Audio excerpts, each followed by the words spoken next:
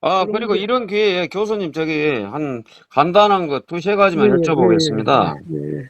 원래 이제 부처님께서 처음부터 이렇게 계율을 정해 놓고 비구를 받아들였던 게 아니고 문제가 생기면 이렇게 정했지 않습니까? 예, 그렇죠. 그러니까 이제 여인네하고 단둘이 한 마을 이상 지나가지 마라. 예, 그게 아마 이 초기 경전에도 있는 거는 모르겠습니다. 그 대승에는 확실히 있는 걸로 아는데요. 예, 그러면 그것을 있다고 치고 그러면은 그때 이제 그 부인한테 오해를 사고 그 스님이 맞았지 않습니까? 그러면 그런 일이 안 생긴다고 전제하에서는 그게 지금 그 계율을 갖다가 꼭 지킬 필요가 있는가 이런 의아심이 생기더라고요. 부인하고 뭐 어쨌다고요? 그러니까 그 저기 니까야에는 있는지 없는지 제가 모르겠는데 예, 그 저 대승 경전에는 그 확실히 있는 내용 중에서 예, 이제 비구 스님이 탁발을 이렇게 갔다 오다가 예, 어느 그 힌두 여자를 만났어요. 예, 그래갖고 이제 그 힌두 여자가 이제 불교에 대해서 물어보고 이제 그러니까 한 마을 이상 이렇게 이제 지나가게 됐는데 예, 하필이면 그 여자의 힌두의 남편이 봤거든요. 예. 그래갖고 이제 둘이 부적절한 관계인지 알고 이제 주먹질을 했습니다. 그 아이고, 아주 결백한데도 그래서 부처님께서 그런 우를 방지하기 위해서 예, 여인네하고 한 마을 이상 지나가지 말 이를 만들어 놓은 거 아닙니까? 처음부터 부처님이 그런 계율을 만들었던 게 아니고. 예, 그러면은 이런 경우에는 제가 좀 많이 나간지는 모르겠지만 그 힌두가 스님이 청정하고 이제 자기 스스로 뭐 절대 그 여자에 대해서는 계율상 전혀 청정한 스님이 그 예, 혼자 사는 힌두를 만났을 때는 한 마을 이상 지나가도 상관없지 않습니까? 부처님께서 처음부터 계율을 그런 걸 정해놨던 게 아니고 문제가 생길 때마다 예, 정했지 않습니까? 예, 예. 예, 그 문제에 대해서 좀 여쭤보고 싶더라고요. 그 문제에 대해서 어느 관점에서 물어보시는 거예요? 지금은 이제 예를 들어서 어떤 그 남편한테 얻어맞을 그런 오해 살 일이 없으면은 그 여인하고 한 마을 이상 지나가도 상관없지 않나 싶어서요. 아, 현재는 괜찮지 않냐? 예. 현재에도 그 바람직할 것 같지는 않은데요. 다른 사람들은 오해를 할 수 있겠죠. 예, 충분히 오해도 할 수 있고요. 예. 굳이 꼭 그런 방식 아니라도 예. 좋은 방식이 많이 있을 텐데 굳이 그렇게 해야 할 필요는 없을 것 같아요. 예. 그래서 남방에 가보아서 제가 비교 생활을 잠깐 해봤는데요. 예. 그리고 남방 그 원래 빨리경에 제가 알고 있기로는 예. 그 이제 스님을 찾아와서 이제 절 안에서도 딴 방에서 따로 이야기하면 안 되거든요. 문을 열어놔도 원칙은 안 된다 문을 그러대요. 열어놓고 제3자가 볼 수 있게. 예. 그러니까 공개적으로 하라 이 말이지. 예. 예. 비밀스러워서 의심받을지는 말고 문이 열려 있고 예. 그 소리하는 걸 지나가는 사람들이 무슨 말하는지 알아듣게. 은밀한 아. 얘기가 안 하고 법담을 하는구나. 이걸 알 수 있게 해놓으면 괜찮죠. 그러면 그 직접 제3자가 문제예요. 제3자가. 제3자요? 왜냐하면 제3자가 있으면 공개성이 있잖아요. 예. 그러니까 결과적으로 뭐냐면은 계율에 대해서 계율의 본질적 의미를 부처님이 설하시질 않았어요. 예. 예. 그러니까 말하자면 국가로 치면 법률은 제정을 했는데 예. 법 철학을 얘기를 안 하셨어요. 예. 나의 계율은 이러한 철학적 기초 하에서 되어 있다. 이렇게 말씀하시면은 예. 그 철학에 입각해서 각각 그 계율을 해석할 수가 있는데 예. 법 철학은 이야기 안 하시고 그냥 설법 그 경전만 말씀하셨단 말이에요. 예. 그러니까 경으로 가지고 간접적으로 이래서 계율이 이렇게 됐겠구나 하고 짐작은 할 수 있지만은 예. 이것은 이렇다라고 답은 내려놓은 게 아니에요. 예. 그래서 이제 제가 나름대로 그 법 철학을 좀 추론해 보는 건데요. 예. 어쨌든 간에 그 인간이라고 하는 것이 이제 가지고 있는 탐진치를 없애는 게 불교의 목표잖아요. 예. 예. 그러면 탐진치라는 게 공과 사라고 하는 공사 있죠. 공공하다는 공과 사사롭다는 사가 있잖아요. 예. 예. 공사에서 사에서 일어나지 공에서는 안 일어나요. 그러면 공이라는 말에다가 개자를 붙이면 공개가 되죠. 예. 이 공변될 공자인데, 그래서 모든 부패는 공개, 비공개, 예, 공개하지 않는다는 건 가려 은폐되어 있고, 예, 공개의 반대는 은폐잖아요. 예, 은폐되어 있으면은 어둡고, 어두우면 탐진치가 기생하고 그 부패가 일어나게 돼 있거든요. 예, 그래서 그 어둡고 가려 있고 부패가 일어나는 것이 사사로운 세계고, 예, 거기다 빛을 비춰서 햇빛 활짝 열어놓고 바람이 들어가고 햇빛이 들어가면 균들이 죽거든요. 예, 그래서 공사라고 하는 입장에서 비구가 된다는 것 자체는 사를 버리고 공으로 간다는 뜻이거든요. 예, 부처님이 그렇게 말씀을 해주셨으면 좋겠는데 그런 말씀을 안 했어요. 비구가 된다는 것의 철학적 의미는 이것이다 이렇게 말을 해줘야 되는데 그냥 머리를 깎고 뭐 무소유자가 되고 이렇게만 했단 말이에요. 이 계율만 지켜라 이렇게 했지 비구가 된다는 것의 본질적 의미는 무엇이다 이거 그렇게 안 하셨어요. 그래서 그걸 제가 추리해 보는 건데 비구가 되면 이제 기본적으로 무소유자가 되지 않습니까? 그 무소유에는 인간 관계에 대한 무소유도 포함돼요. 일반적으로는 뭐 의식주하고 의약품이라고 하는 네 가지 무소유만 이야기하지만은 더 나아가면은 가족과 단절돼서 나온다는 것은 인간 관계 자체도 무소유한다는 뜻이거든요. 내가 특별히 사사롭게 사랑하는 사람이 없고, 왜냐하면 가족과는 사랑도 사사로운 사랑이거든요. 그 사사로운 사랑이라는 걸 일체 끊는다. 그리고 사랑을 한다면 자비, 공공한 사랑만 한다. 우리 단둘이 사랑 말고 모든 사람을 사랑하는 가운데 너도 사랑하는 사랑은 하지만 남은 안 사랑하고 우리 둘이만 사랑하는 사랑은 안 한다. 이런 뜻이거든요.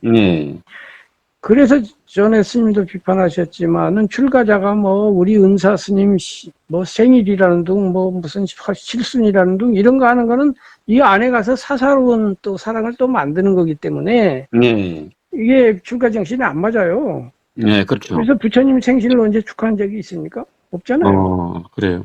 그 부처님 탄생일 축하한 적 없어요. 그러면 초파일 행사도 이건 문제가 있다고 봐야 됩니까? 아, 그건 또 다른 문제고요. 그래요. 그거는 이제 한 차원 낮추어서 네. 또 특별히 교조니까 하는 거, 그것은 충분히 의미가 있죠. 그런데 이제 개인적으로 그 초파일 행사는 말하자면 공공성을 갖고 하는 거예요. 다 함께. 그런데 이게 사사롭게 개인 석가모니만을 부각시켜가지고 몇 명이 모여서 생일 축하합니다 노래 부른다 이건 안 맞죠. 그래서 이제 공공과 사사의 문제에 있어서 지금 처음 질문하신 걸로 돌아가면 남녀가 둘이 더 걸어간단 말이에요. 그럼 그게 공공하게 걸어갔어요. 예를 들면 스님이 아무 그 계율에 저착되지 않고 비구정신에 맞게 걸어갔다 하는 경우가 있고 사사롭게 걸어갔을 수도 있겠죠.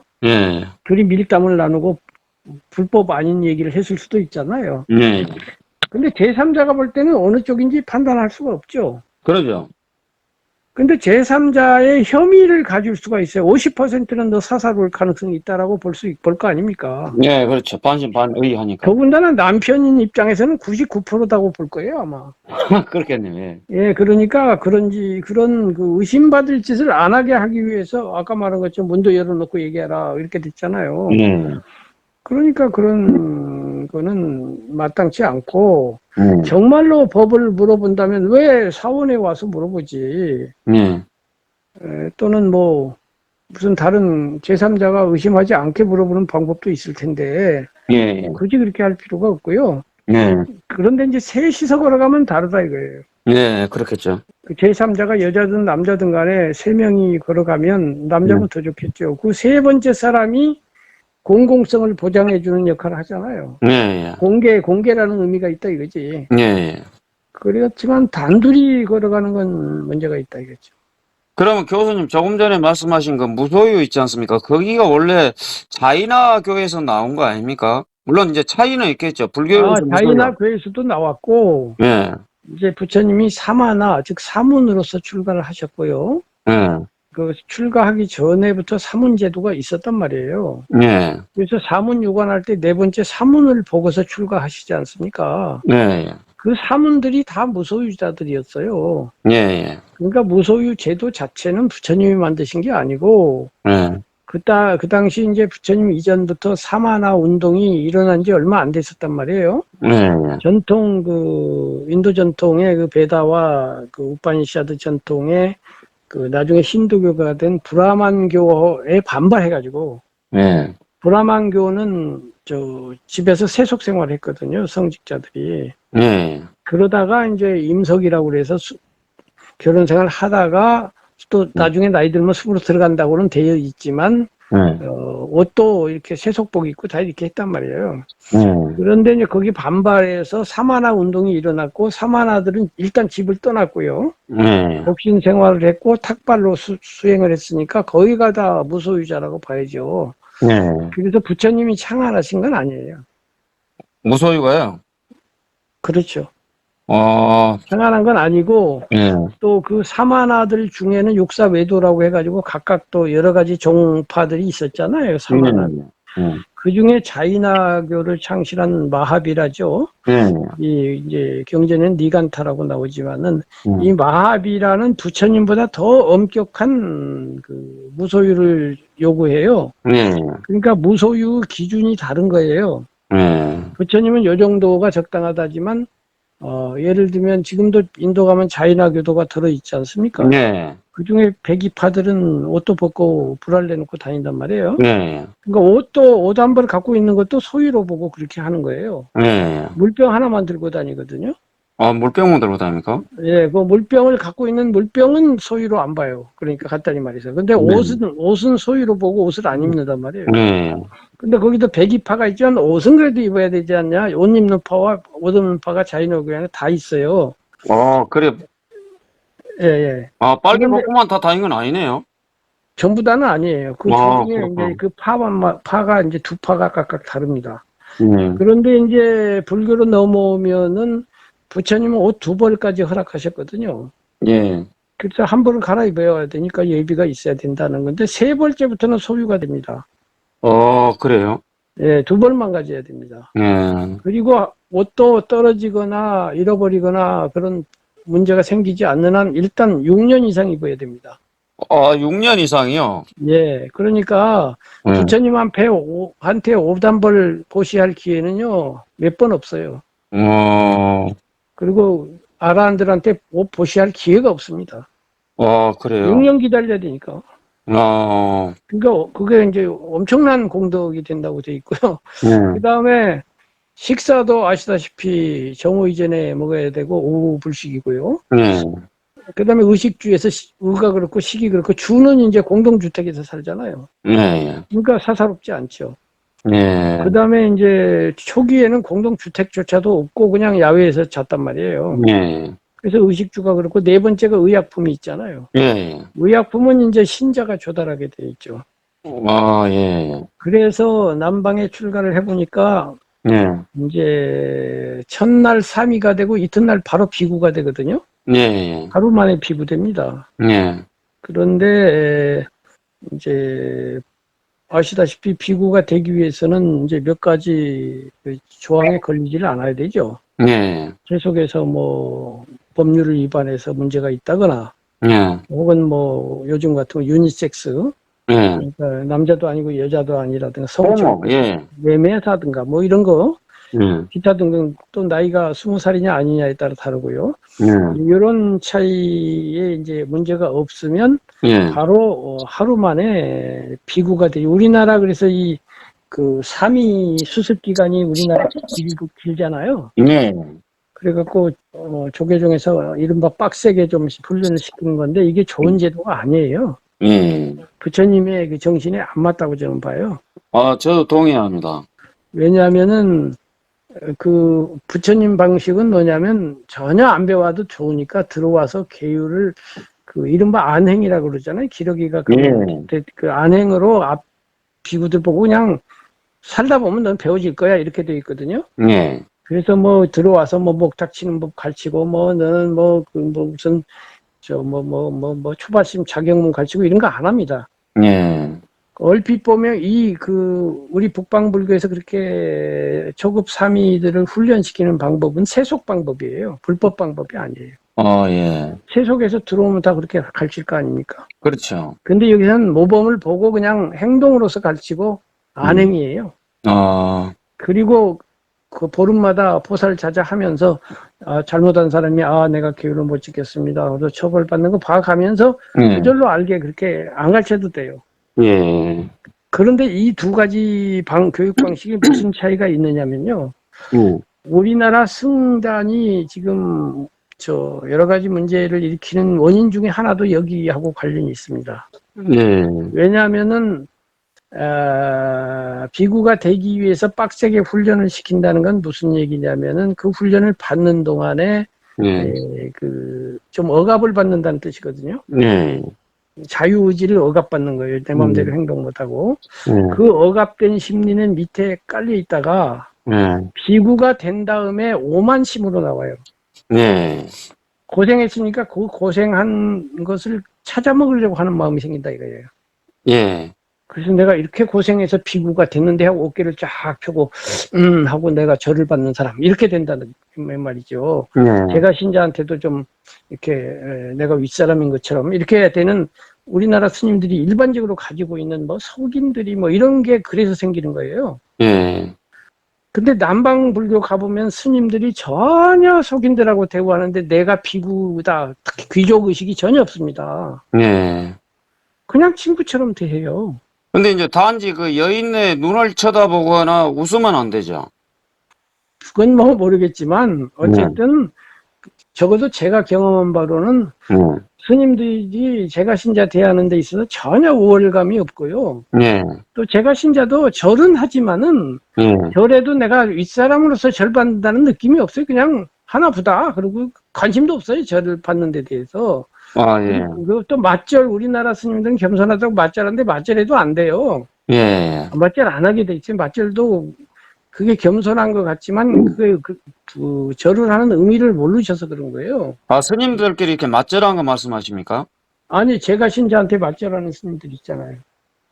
제가 신자한테는 맞절하면 안 되고 절은 받아야 되는 거 아닙니까? 그러니까 그런데 맞절하는 스님들 가끔 있어요. 그냥 의젓하게 받아야 돼요. 스님들은 원래 신도들이 합장하고 이렇게 서서 인사를 해도 합장을 하면 안 되는. 뭐 합장 정도는 할 수 있겠지만은 숙이면 안 되죠. 허리를 굽히거나 하면 안 됩니다. 좋은 거 배웠습니다. 왜 그러냐면은 이걸 아셔야 돼요. 스님은 그게 사사롭게 절을 받아서 그래요. 내가 받아서 그렇다고요.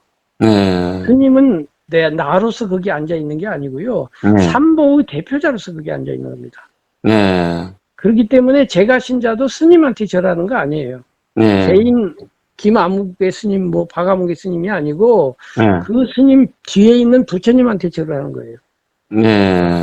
삼보, 불법성 삼보한테 절을 하는 거라고요. 그러니까 나한테 절을 하면 고마워해야죠. 근데 내가 고마워해버리면 부처님이 고마워하는 게 된다고요. 그러니까 내가 머리를 숙이면 부처님이 머리를 숙이는 게 된다 이 말이지. 그러니까 제가 신자도 그 스님한테 절한다는 생각 말고 삼보에 절을 합니다 하고 해야 되고. 근데 평소에 기회가 없는데 거기 스님 계시니까 삼보를 기억하면서 하는 거고, 스님도 내가 받는다 생각하지 말고 나를 통과해가지고 저 절이 뒤에 계신 부처님한테로 가는데 나는 그냥 계기만 제공한 사람이야. 그러고 앉아 있어야 돼요.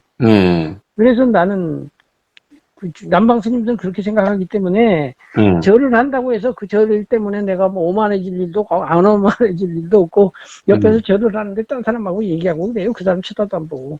그러니까 그 자연스러움, 그 자연스러움이 어디서 나오느냐? 아까 그 3.15 훈련받는 기간에 억압된 일이 없었기 때문에 그렇게 자연스러워지기 때문에 그런 걸 생각하고 교육을 해야 되는데 그런 깊은 생각을 안 해. 이 말을 하는 사람은 대한민국에 나밖에 없어요. 제가 통찰한 거예요. 그 다음에 두 번째 문제가 또 있는데, 그렇게 억압받았기 때문에 이제 계율을 지키고 스님 생활하다가, 난 속가로 돌아가려가 봐. 난 승려 체질이 안 맞아. 이런 경우도 있고, 혹은 율장에 어긋나는 행위를 했을 수가 있잖아요. 그러면은 이제 남방에서는 환계라고 해서 개를 반납하고 속가로 들어간단 말이에요. 근데 우리나라는 환계 제도가 있기는 있지만 파괴로 나타나요, 결과가. 파괴와 환계는 다른 거예요. 환계는 내가 돌아가고 싶겠습니다로 돌아가는 거고, 파괴는 나 몰래 죄를 지은 거예요. 환기하고 나서 결혼을 하든가 말든가 무슨 상관이 있겠습니까? 그렇죠. 그래서 7번씩 환기했다 돌아온 비구도 있었어요, 부처님 당시에. 네, 그 있었죠. 그렇다면은 이 환계라고 하는 것이 또 이 제도가 있어도 북방이 잘 안 되는 이유 중에 하나는 그렇게 고생해갖고 내가 비구 됐는데 이거를 무화시켜서 제로로 돌리려니 억울한 거야. 아, 예, 그렇겠네요. 예, 그래갖고 그냥 눈치고 앉아갖고 뒷구멍에서는 개를 안 지키면서 그 기득권을 지키려는 현상이 나타남으로써 교단이 어지러워지고 부패해요. 근데 남방에서는 환계제도가 확실하게 있고 환계했다고 해서 아무런 죄도 아닐 뿐더러 억압된 일이 없기 때문에 돌아가기가 가볍죠, 마음이. 그 들어오기도 쉽고 나가기도 쉽게 부처님 만들어 놓은 이유가 거기에 있다 이거예요. 부처님 제도에는 나가기가 더 쉬워요, 들어오기보다. 들어오기는 너 밖에서 문제 없었냐 하고 따지지만 나가는 데는 아무 조건이 없고 나 싫어 그러고 나가도 되고 대한민국 만세 부르고 나가도 되고 점잖게 이렇게 인사 다 하고 나가도 되고 그냥 나가면 되는 거예요. 그런데 들어올 때는 약간 까다로우니까 들어오기도 쉽지만 나가기는 아주 쉽게 해놨어요. 이 나가기 쉬운 제도 때문에 비구 승단이 2500년이 됐는데도 남방에서 청정 유지하면서 있는 겁니다. 예, 아주 큰 깨달음이 옵니다, 저한테. 이것이 아무도 얘기 안 한다니까? 남방에서도 얘기 안 해요. 제가 보니까 그렇더라고. 그래서 남방에서 저 수행하러 갔을 때 처음에는 이 제도에 대해서 생각하느라고 명상이 안 되더라니까? 이게 뭔가 생각해서 그때 지금 벌써 한 30-40년 전에 요걸 정리해 놓은 거예요.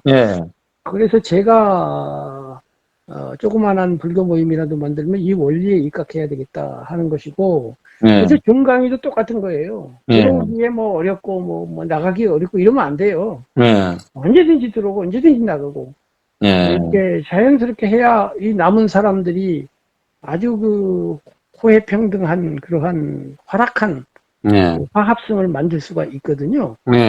어쨌든 간에 이렇게 되어 있어요. 그래서 이 율장의 문제는 겉에 나오는 그 구절도 중요하겠지만은 그 구절이 가지고 있는 그 깊은 본뜻, 이것이 왜 이렇게 됐으며, 이거를 좀 제가 파악한 게 정답이라는 것은 아니지만은 깊이 들여다보면 이것이 다 일반 원리예요. 공과 사의 문제 이렇게 되어 있고요. 어쨌든 간에 그렇게 해서 이제 무소유라는 건 자인화교나 사마나 일반 전통인데 자인화에 비해서는 부처님은 약간 그 느슨한 것을 적당하다고 보신 것이 이것이 또 중도예요. 부처님이 볼 때는 자인화교는 고행하는 거야. 빨가벗고 살찌경은 너무 자기를 괴롭히는 거고 너무 심해. 그런데 옷을 막 4벌 5벌씩 갖고 있고 막 옷을 1년마다 갈아입고 이거는 또 그거는 뭐랄까 방일에 속하는 거야. 요 정도 한 2벌 정도 가지고 있고 그다음에 입을 만큼 입고 떨어지면 키워서 입고 정 이제 못 입게 생겼으면은 안 떨어지면 6년 아니라 10년이라도 입으면 안 되겠니? 이거고요. 밥도 뭐 저녁까지 다 빌어먹는 형편에 지금 저녁까지 챙겨 먹어야 되겠니? 점심까지만 먹고. 남방에 가면 오후에 물만 마시는 또 스님들과 주스는 마셔도 된다는 스님들이 있어요.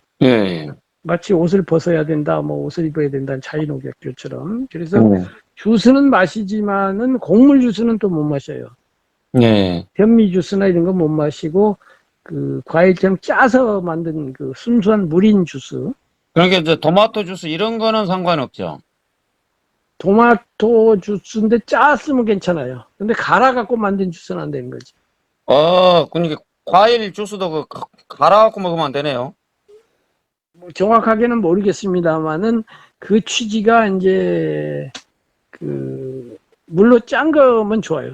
네. 무리해야 되지. 네. 거기에 곡물적 의미, 또 알갱이라고 하는 게 들어간다면은 곡물이 되잖아요. 네. 그러면 이제 밥이 되는 거지, 그렇게 되면. 야, 그러겠네요. 네, 그래서 이제 짠 거는 마셔도 되는 그런 것이 있어요. 그래서, 그러나 이제 좀 현실적으로 생각해 보면 부처님은 더운 지방에 사셨고, 예. 더운 지방에 맞춰서 계율을 정하셨는데 우리는 사계절이 있는 곳이지 않습니까? 예. 그래서 부처님이 그 천석장 가지고 옷을 입으라고 해서 삼위인데 북방에서는 천석장 갖고 입기에는 너무 추워요. 예. 그래서 내복도 입어야 되고 양말도 신어야 되고 이런 게 있잖아요. 예. 장갑도 끼야 되고 이런 것까지 그러면은 그 남방식으로 할 수는 없는 것이 현실이거든요. 그런데 부처님이라고 하는 분은 무지막지하게 고행을 주장하는 분이 아니고 아까로 돌아가서 이 계율의 취지로 돌아가자 이거예요. 예. 이렇게 해라는 그 법조문 말고 법철학으로 들어가자 이거예요. 예. 그 취지가 뭔가를 살펴본다면 적어도 제 판단으로는 양말을 신고 내복을 입는 게 문제가 되지 않아요. 예. 그러니까 부처님이 여기서 사셨으면 아마 허락하셨을 거라고 봐요. 예. 그렇긴 한데 이제 기본 취지가 아까도 말씀드린 것처럼 무소유, 예. 이 의복에 대한 집착이라든가 그런 것 없이 출가자로서 그 소유를 가지고 있고 그 소유의 문제점을 갖고 지적하면서 내가 나왔는데 또 소유에 갇혀서 되겠니 하는 그런 그 원취지를 잘 이해하고 그 원취지에만 맞으면 뭐 그거 가지고 그렇게 제가 뭐 아니라고 그렇게 딴지걸 생각은 없습니다. 예. 그 참 제가 많은 깨달음입니다. 그리고 원래 이게 우리 대승에서 오신채 먹지 말한 게 원래 이것도 니까에는 없고 자이나와 교과 아닙니까 이게? 그 오신채는 율장 자체에는 없는 걸로 알고 있어요. 예. 그런데 이제 오신채라고 하는 게 우선 우리 북방 의미에서는 약간 그 성욕을 자극한다. 예. 또 이제 불교라고 하는 거는 오간에 들어오는 감각기관을 좀 중화시켜서 너무 감각적인 쾌락을 추구하지 말라. 이것이 이제 불교니까 오신체의 그 자극성이 감각기관을 자극하니까 이 불교 취지에 안 맞지 않냐? 특히 이제 향내 뭐 이런 거, 향 이런 거에 감각을 자극해서 자꾸 그걸 하면은 마음을 안정시키는데 도움이 안 되지 않냐? 이런 취지로 이제 자연스럽게 생긴 것으로 보이고요. 권장할 일은 아니지만 그렇다고 해서 그게 무슨 큰 죄가 된다고는 생각이 되지 않습니다. 예. 그리고 우리가 수행을 함에 있어서는 이제 그 상계와 성계라는 말이 있잖아요. 예. 계를 모양으로 지키는 걸 상계라고 하고 성품으로 지키는 게 진짜 지키는 거다 이렇게 됐는데 제 말로 돌아가면 계도 그 성계라는 건 결국 그 이계인데 이치이자 이계인데 그 법을 정한 원취지가 있단 말이에요. 예. 법철학에서도 가령 뭐 이렇게 하면 뭐 3천만 원 이하의 뭐 벌금에 처한다 할 때 그렇게 처한 의미가 왜 이렇게 정했냐고 하는 그 뜻이 있거든요. 그래서 말에 따라가지 말고 뜻에 따라가라고 부처님 많이 말씀하셨는데 그 계율의 뜻, 계율의 이, 계율의 성 이거를 좀 생각해야지 너무 그렇게 뭐 문자적으로만 해석할 일은 아닌데요. 그런 의미에서 이제 계율의 본질이 이제 저는 의의 본질이 그 공공성이다 이렇게 보는 거죠. 사사성을 벗어나서 공공하게 개방적이고 열려 있고 부처님 표현대로 하면 지혜로운 자들이 칭찬하고 지혜로운 자들이 그건 아니라고 하는 건 하지 않는 이런 것이 계의 본질인 것 같고요. 이제 그 계를 넘어 그다음에 이제 율경론이니까 경으로 들어가면 경의 본질은 무아와 공인데 무아와 공을 어느 정도 체달하거나 깨닫지는 못하더라도 잘 이해하면 이해할수록 저절로 마음이 사사로움으로부터 공공성으로 이동하거든요. 그렇게 되면 계율 이런 거 성계가 되어가지고 신경 안 써도 저절로 계율에 맞게 돼요. 예를 들면 아까 뭐 여인과 걸어가는 것도 계율 율장도 모르겠고 계율도 모르겠지만 내가 무하고 공에 통달된다는 것은 공공성에 통달된다는 것이고, 공공성에 통달된 사람은 스스로 이건 아니겠는데 딱 이렇게 저절로 떠오르게 돼 있고요. 자기도 모르게 율장을 지켜. 내가 지키려고 한 것도 아니고 율장 책도 안 봤는데 내 마음이 벌써 율장인 거지. 그래서 이렇게 되는 게 이제 성계 아니겠어요? 성품으로서 기억하는 거예요. 감히 말하지만 최근에 제가 아주 작은 그런 걸 조금 느끼는 중이에요. 옛날에는 계유가 결국 윤리도덕적으로 사는 것인데요. 윤리도덕적으로 살려고 저도 애를 쓰는데 애를 쓰기도 하고 마음에 약간 부담을 가지고 있기도 했어요. 지금은 윤리도덕적으로 사는데 살기 때문에 내가 부담을 느끼는 게 전혀 없거든요. 그냥 저절로 윤리도덕적인 거지. 뭘 그렇게 애를 써가면서 윤리도덕하니? 이렇게 되는 거죠. 그래서 그게 참 무아법하고 공법이 참 기가 막히구나. 요걸 좀 느끼는 중인데 이것이 율장과도 관련이 있는 것 같아요.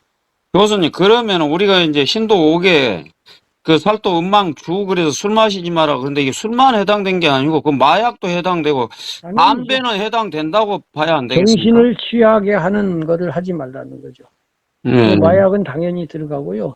담배도 들어간다고 봐야죠.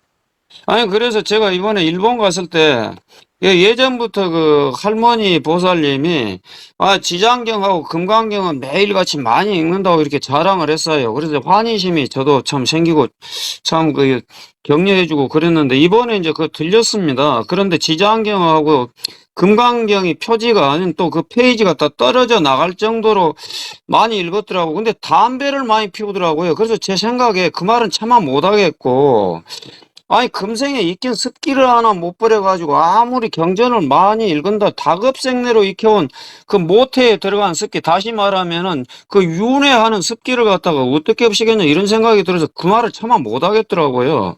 그거 어떻게 생각하십니까? 스님 말씀 맞죠? 네. 그래서 경 많이 읽는다고 해서 도가 통하는 거 아니거든요. 아까 말한 것처럼 그것도 율장하고 똑같은 거예요. 율장을 글자대로 지키면 잘 지키는 게 아니라 성계로서 지켜야 되잖아요. 마찬가지로 경도 경의 뜻을 읽어야지 경을 읽어갖고 될 일이 아니에요. 글자에 뭐가 있는 게 아니잖아요. 그러니까 경의 의치, 본 취지를 간파하지 못하면은 이른바 숟가락이 국맛을 모른다는 거 아니에요? 그래서 혀가 국맛을 아니까 그렇게 되면 숟가락으로 계속 경을 떠올리는 거고요. 경맛을 정말로 모르는 거죠.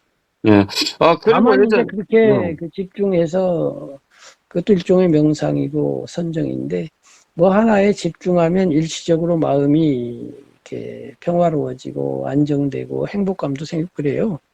그래서 불교에서 누누하게 말하기를 선정 갖고는 안 되고 지혜해야 된다, 반야해야 된다 하는 것이 그렇게 되면 선정력은 좀 생기지만은 반야, 깨달음은 안 생겨요.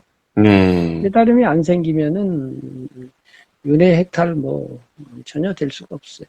그 선정은 예를 들면 지장경이나 불교 경을 읽어도 생기지만은 성경 읽어도 생기거든요.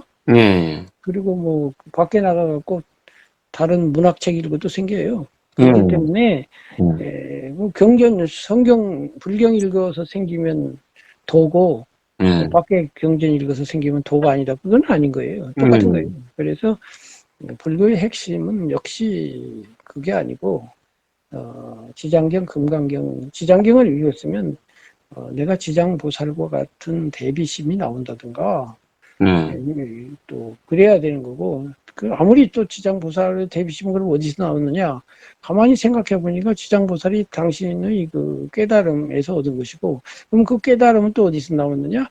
핵심은 역시 또 무아예요. 예, 나라고 하는 관념이 사라져서 아상, 인상, 중생상, 수자상, 나를 중심으로 움직이는 모든 기본적인 그 관념이 다 파괴가 된 나 없음. 그래서 텅 비어버림에 도달했음으로써 지장이 된 거니까 그거를 터득하려고 해야지 글자 그거 읽어갖고 무슨 소용이 있어요.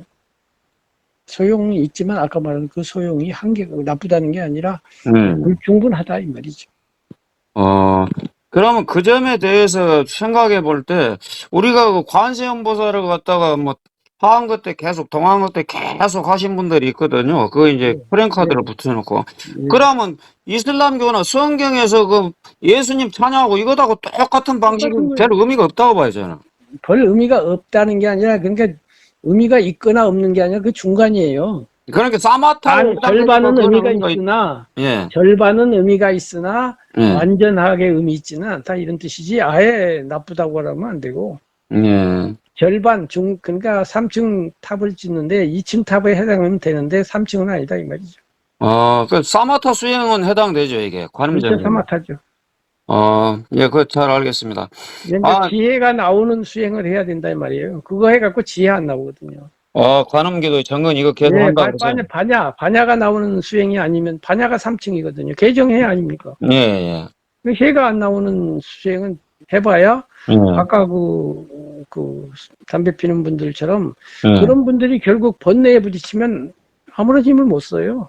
그게 원래 담배 피우는 자체가 번뇌의 작용 아닙니까? 그렇죠. 그런 번뇌 말고 예를 들면 뭐 마누라가 바람을 피다든가 뭐 아들이 갑자기 죽었다든가 뭐 이렇게 되면 보통 사람하고 똑같이 고민하고 막 헷갈리잖아요. 그런데 지혜를 얻은 사람은 이제 지혜의 수준 따라서 어떤 분은 아들이 죽었다고 그러니까 죽었나 봐 이렇게 바로 1초 만에 되면 그건 알 아니고 1초 만에는 안 되지만 남들은 막 10년이 됐는데도 그걸 애달파하고 그러잖아요.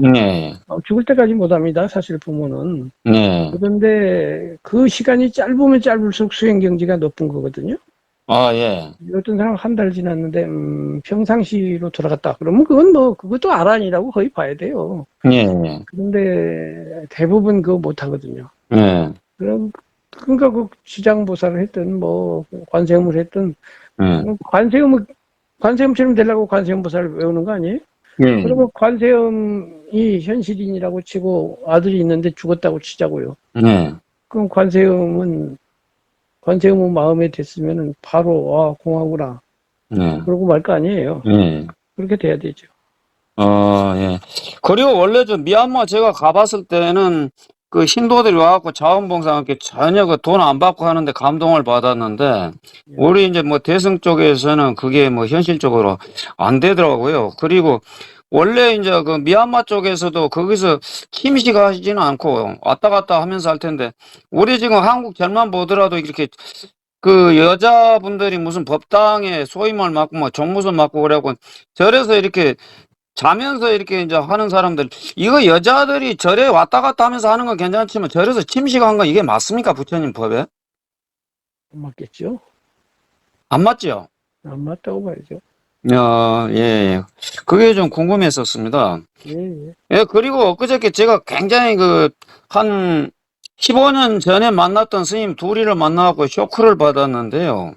이게 아마 우리 지금 한국 절에 이게 보편화되어 있지 않는가 싶어서 너무 기가 막힌 게 뭐냐 그러면은 화로회를 먹으러 가자 그러더라고요, 바닷가에. 그래서 내가 충격을 많이 받았습니다. 그래갖고 거기를 가가지고 자기들 먹든지 말든지 나는 공기 2개만 먹고 말았는데 밥이 조그만하기 때문에 이거 참 기가 막히다는 이런 사실 때문에 충격을 많이 받아서 요즘에는 그냥 스님들 안 만나야 되겠다 이런 생각을 많이 제가 하고 있습니다. 예, 그래서 이거는 절대 있을 수 없는 일 아닙니까, 교수님? 그렇죠. 스님들이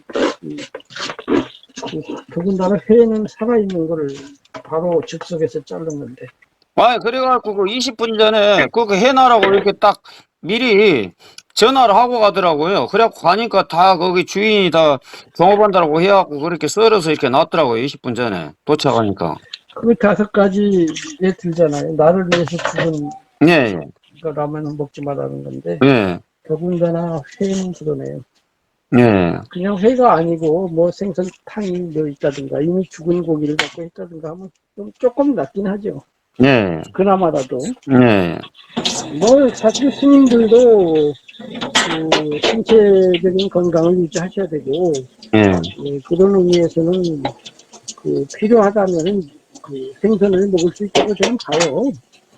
아, 살아있는 그런데 화로회를요? 이왕, 그, 말하자면 신체적인 건강을 위해서, 그러면 신체적인 건강이 거기서 끝나는 게 아니라, 건강한 몸을 가지고, 갖지 않으면 수행을 못하는 것이고, 네, 수행을 못하면 나도 해탈로 가지 못할 뿐더러 네, 스님으로서 제가 신자님들에게 그리고 법을 전하고 뭔가 그분들의 삶의 질을 높여드리고 하는 그 역할을 해야 되는데 네, 내가 몸이 건강하지 못하면 나도 안 좋지만은 남에게도 이익을 줄 수 없다. 네, 그래서 내가 이 고기를 조금 뭐 생선을 먹긴 먹는데 이것이 뭐 생선한테는 뭐 말하자면 안 좋은 일이긴 합니다만은 그러나 또 인간에게는 그래도 또 뭔가 이익이 되니 그래도 나는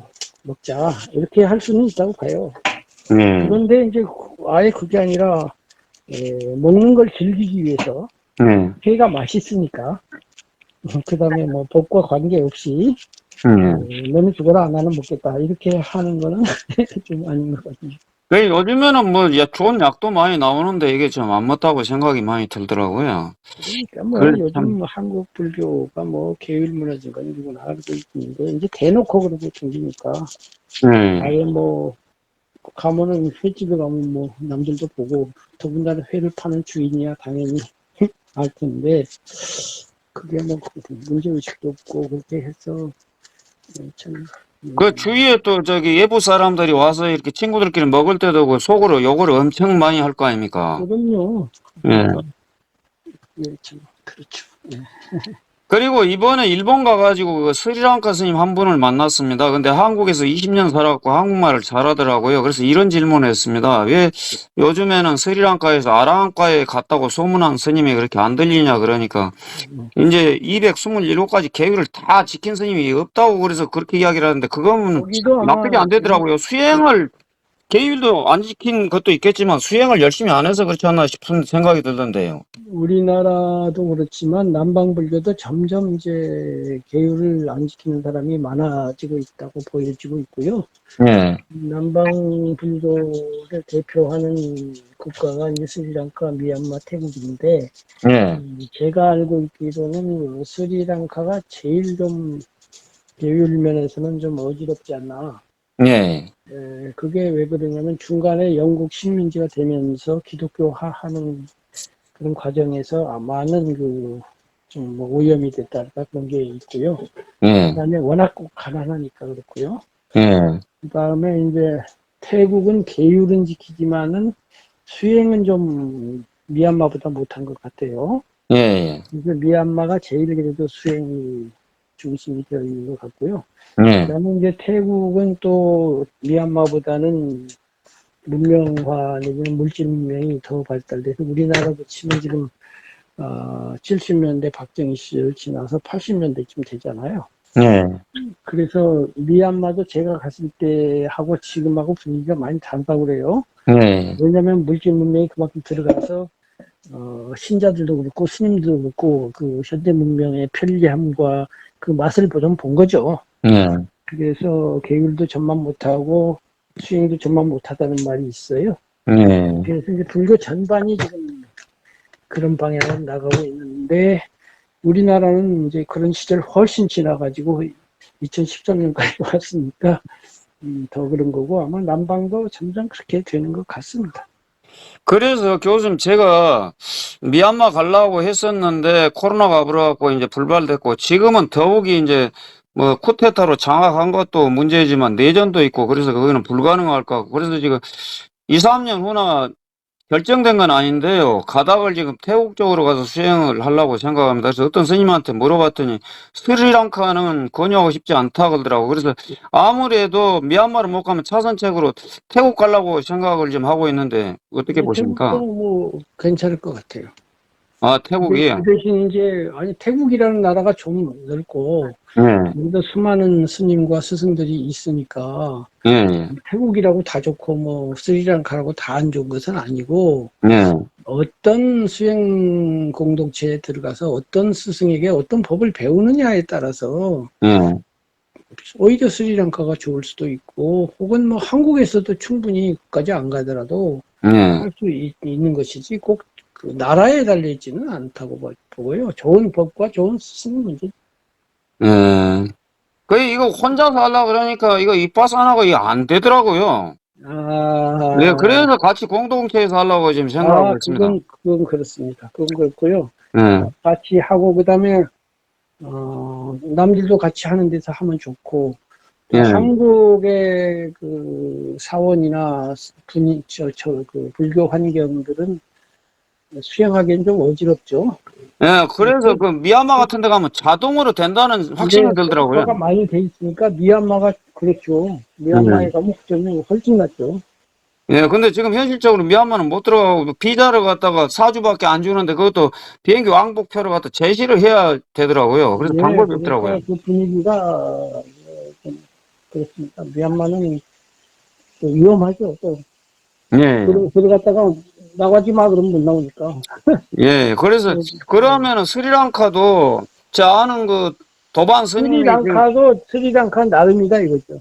아, 예, 그러면 좀 제가 검색을 해갖고 그러면은 여기 좀 제가 알아보겠습니다. 이번에 이치란 박사라고 혹시 아세요? 아, 스리랑카예요? 아니, 이치란 박사라는 한국분 아시냐고. 아, 잘 모릅니다. 그분이 국제불교에 대해서는 우리나라에서도 아마 가장 정보가 많은 분 중에 한 분인 것 같은데요. 그분 연락처 아십니까? 네, 제가 연락처 알려드릴게요. 그런데 그분이, 예. 뭐, 태국 불교에 대해서만 10시간 강의를 하라 해도 할 수 있는 정도고요. 아, 예. 태국만 그런 게 아니에요. 예. 미얀마, 막 전 세계 불교에 대해서는 그분처럼 빠삭하게 알고 있는 분이 없어요. 예, 예. 그런데 이제 지난번에 그분을 보러 온 인도 쪽 사람들을 좀 만났어요. 예. 인도 불교를 뭐 대표하고 무슨 회장이고 뭐 이런 사람들 있잖아요. 예. 그래서 두세 번 만났는데 그 중에 한 스님이 인도 분인데 예. 인도에도 요즘 불교가 상당히 힘을 쓴다네요. 아, 그래요? 인도 불교인이 굉장히 많고 인도 불교대회 하면 막 수천 명이 모여갖고 하고 그래요. 예, 예. 그래서 인도 불교가 의외로 하는데 이제 다만 인도 불교는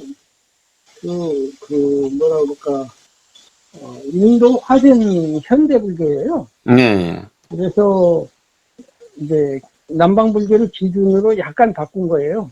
예.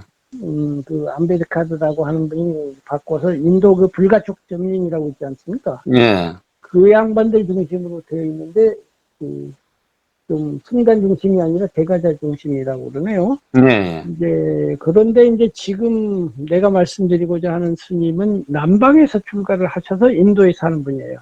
아, 예. 그러니까 인도 불교에 지금 아까 말한 그런 다수파는 아닌 소수파죠. 예.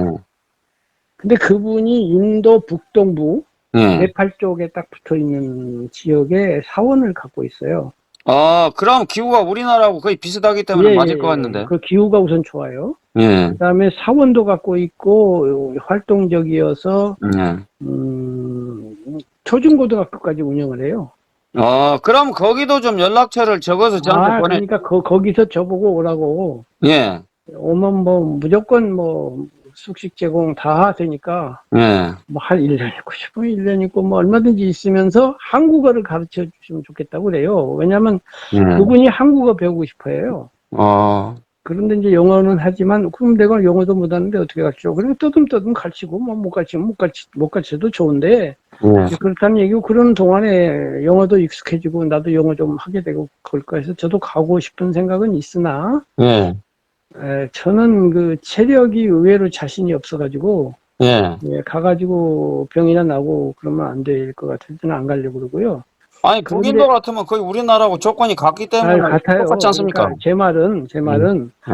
그 이치란 박사한테 제 얘기를 하면서 이런 얘기를 들었다고 그러면 거기 아마 주선해 줄 거예요. 예, 예. 그럼 거기 가셔서 몇 달이고 있어서 혼자 이제 수행법을 이제 스스로 배워가고 가야죠. 예. 또는 그 스님한테 배워도 되겠지만은, 예. 가서 다만 이제 혼자 가면은 영어도 안 통하고 하면 답답할 수는 있어요. 예, 예. 그런데 하여튼 자꾸 가자고 저한테 그러고 가라고 그러고 그래요. 그래서 혼자 가지 말고 이제 스님 같으면은 한국인 스님이든지 뭐 신자라도 좋고요. 예. 세 분이 이렇게 팀을 지어서 가가지고 또 우리 한국인들끼리 좀 얘기도 하고 그래야 되잖아요. 그래서 이제 그렇게 팀 지어서 가면 좋겠네요. 원래 그 금산서 대행 스님이 영문과 교수하다 출가를 했습니다. 그럼 그분하고 같이 가세요. 예, 그래서 한번 밑자와의 번쟁이로 살살 꼬셔보려고요. 그렇게 하면 되겠네. 예, 그런데 이제 응할지는 모르겠습니다. 아직 미지수인데 한번 제가 근데 꼬셔보겠습니다. 연세가 있어서 그분도 어떨는지 모르겠네.